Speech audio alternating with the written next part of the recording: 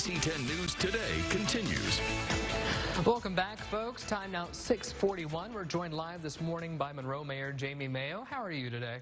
Doing great. Kind of early, but doing great still. Well, it's a pleasure to have you come and join us, talking about a few key things that have been happening on your agenda lately. Let's start with something that happened just last night. The Twin City Mayor's Committee on Disabilities, I believe it was an awards banquet you attended, right? Right. Well, we were in West Monroe last night. You mentioned the Twin City Mayor's Committee on Disabilities, and of course I was there along with Mayor Mitchell from the city of West Monroe. Also the board members, Ms. Katie Silvers, who is the chairman of the board, and Clubs organization. We were there to honor those with disabilities. I think this is great to be able to pay homage to those individuals, because oftentimes they get excluded from society. And of course this was started back in 1980 by late Mayor Bob Powell of the City of Monroe, and also Mayor Dave Norris, who was a former mayor of West Monroe.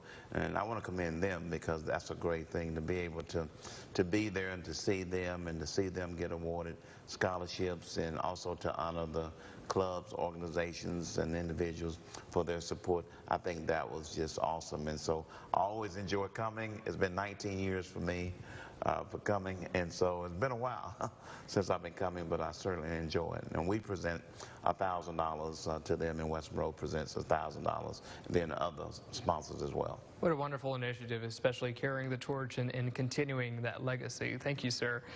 Moving on, we also know there's some movement going on now with the Louisiana Rural Economic Development Summit.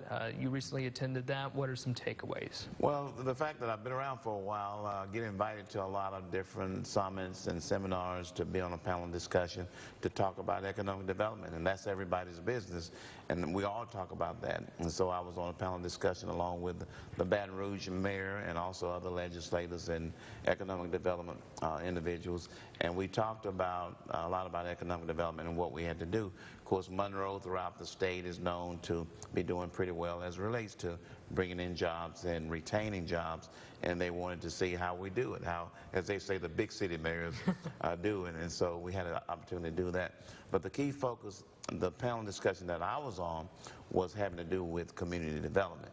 And of course, we talk a lot about economic development. We don't talk as much about community development. So you have to get your community ready for economic development by improving housing and also improving infrastructure, such that we can retain businesses here and also secure other business and have economic growth as well. And so I thought it was a very good conference.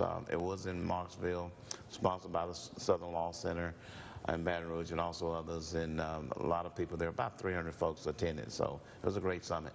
Well, right before we let you go, any specific things you can comment on, or are we going to just leave it a surprise for the days moving forward? Well, a lot of infrastructure is going on. We've talked about that.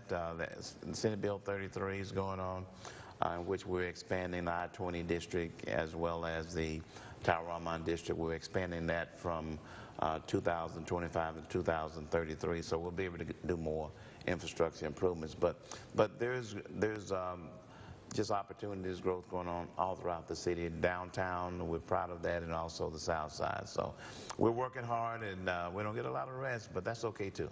Well, Monroe Mayor Jamie Mayo, I want to thank you so much for stopping by this morning.